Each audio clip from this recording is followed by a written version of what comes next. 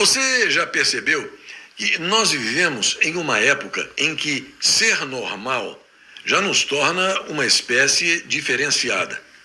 Sermos sinceros nos torna especiais.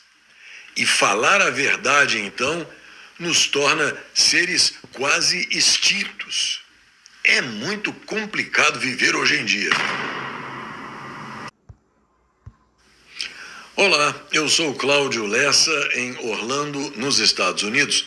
Me lembrando que um influente economista e filósofo britânico nascido na Áustria, esse aí ao meu lado, Friedrich Hayek, foi certeiro quando ele disse que se os socialistas entendessem de economia, não seriam socialistas.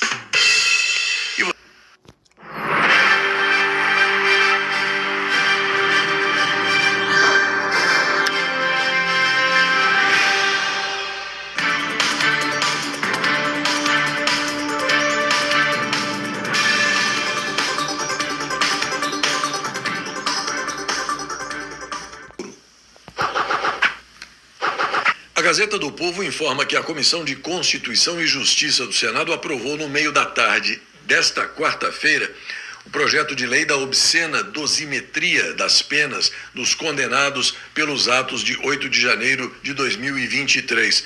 Foram 17 votos favoráveis e 7 contrários. O texto deveria ser analisado ainda hoje pelo plenário, tendo sido incluído na pauta de votações pelo presidente da Casa, Davi Narcolumbre.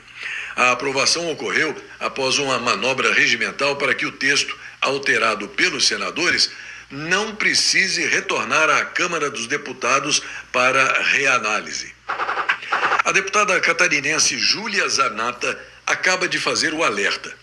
A Comissão de Constituição e Justiça do Senado aprovou o projeto de um senador comunista que amplia o controle, o monitoramento e o poder do Estado sobre a vida do cidadão comum.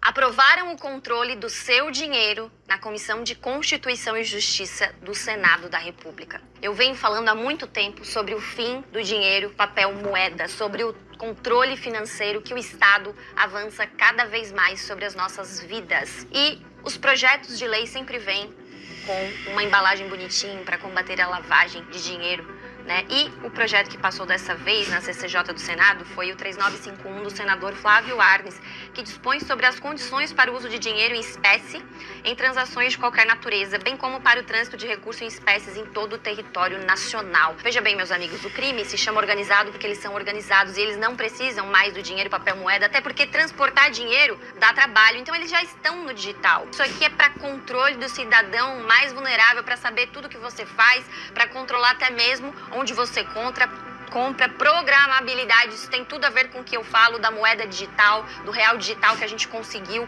por hora combater, fazer o Banco Central recuar graças à petição que você assinou lá, não ao Drex. E agora, depois de tanto falar sobre esse assunto, depois de você entender sobre esse assunto, nós temos senadores votando para aprovar esse controle aqui do seu dinheiro.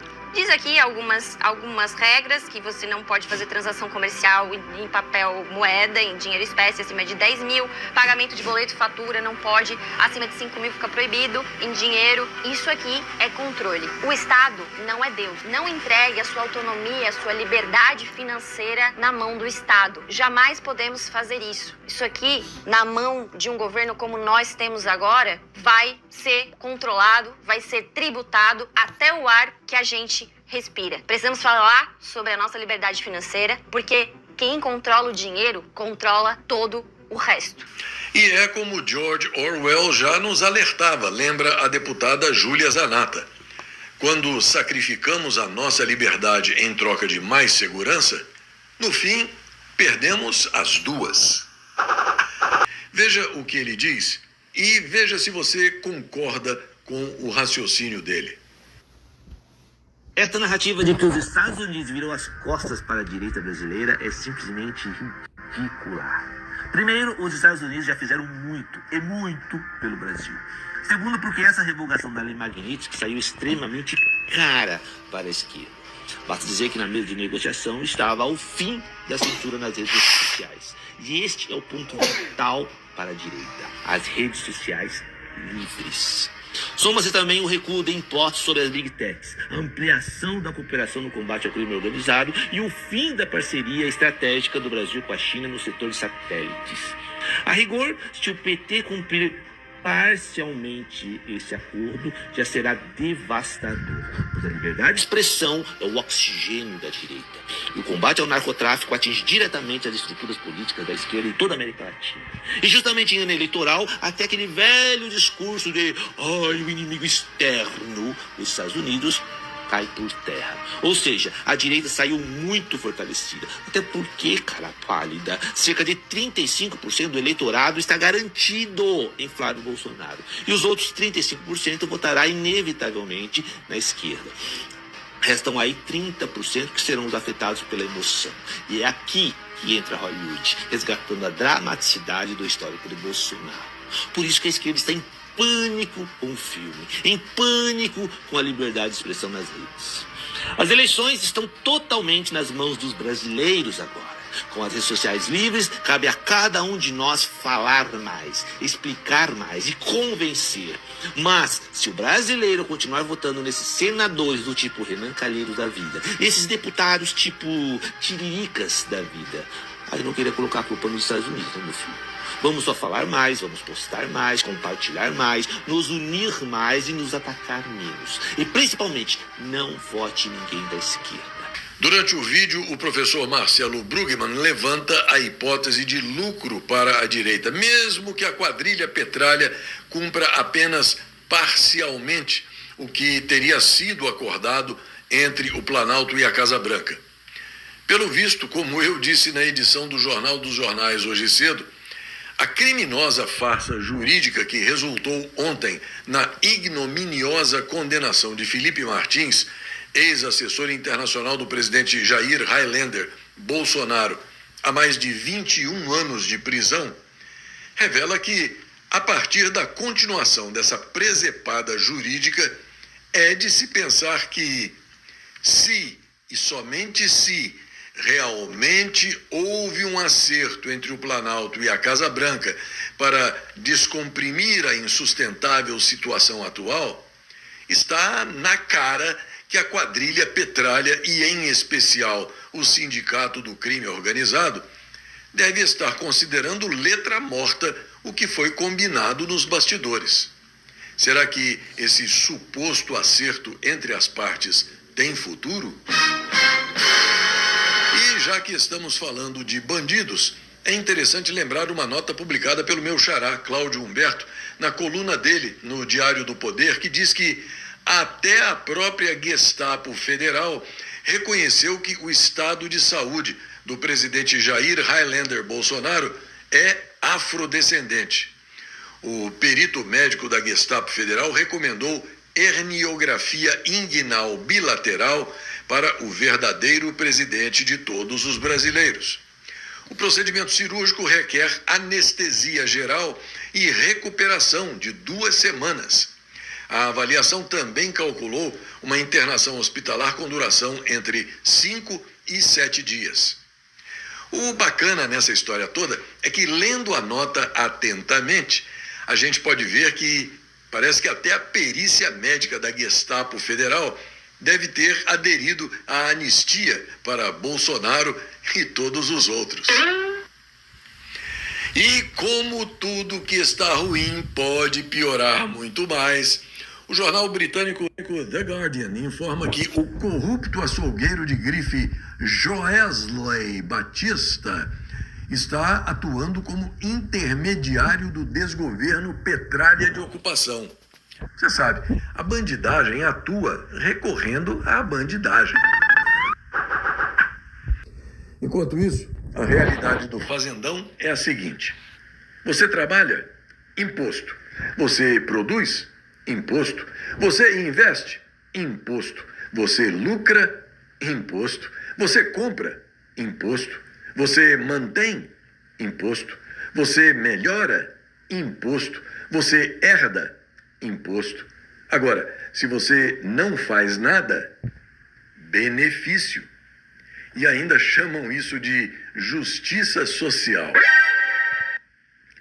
E por falar em imposto, dê uma olhada nesse comparativo entre os Estados Unidos e o Fazendão.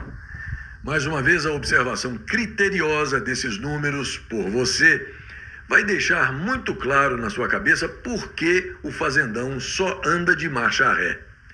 No Fazendão, água é taxada entre 21% e 27%. Aqui nos Estados Unidos é zero de imposto. A gasolina tem uma carga de 37% a 46% no Fazendão. Aqui nos Estados Unidos, 12,7%. Telefone, de 34% a 44% no Brasil. Aqui nos Estados Unidos, entre 5% e 10%. Energia no Fazendão é taxada entre 30% e 39%. Nos Estados Unidos, o imposto sobre energia varia de 0% a 6,5%. Detergente, produto básico para quem quer louças limpas em casa. No Fazendão, de 26% a 27% de imposto, enquanto aqui nos Estados Unidos varia de 0% a 8%. Veículos automotores no Fazendão são taxados de 40% a 54%, mas aqui nos Estados Unidos o imposto varia de 0% a 10%. Remédios, de 12% a 30% de imposto no Brasil, enquanto aqui nos Estados Unidos a taxação varia de 0% a 8%. E eu novamente peço a sua atenção para falar sobre a necessidade de ajuda. Eu fico muito constrangido, mas eu não tenho outra saída senão essa, a de pedir diretamente a você que contribua com o que puder e com o que quiser, não importa o valor. A Fórmula 1 confirmou o retorno do GP de Portugal em 2027 e 2028. O Autódromo Internacional do Algarve volta ao calendário da principal categoria do automobilismo mundial em um acordo de 2 anos. Os Estados Unidos classificaram o Clã del Golfo da Colômbia como grupo terrorista, de acordo com um comunicado publicado no site do Departamento do Tesouro norte-americano. No comunicado, o secretário de Estado Marco Rubio afirmou que o grupo é uma organização criminosa violenta e poderosa, cuja principal fonte de renda é o tráfico de cocaína. Além disso, ele acusou o Clã del Golfo de ser o responsável por ataques terroristas na Colômbia. Trinidad e Tobago permitirá aviões militares dos Estados Unidos em aeroportos do país. Em retaliação, a Venezuela anunciou que irá encerrar qualquer acordo para o fornecimento de gás natural com a nação caribenha. A Austrália vinculou o atentado em uma praia de Sydney à ideologia do Estado Islâmico. O primeiro-ministro da Austrália, Anthony Albanese, afirmou que o atentado terrorista cometido na praia de Bondi, na capital australiana, foi motivado pela ideologia do Estado Islâmico, um extremismo de ódio, e ressaltou que, segundo informações preliminares, os autores agiram sozinhos.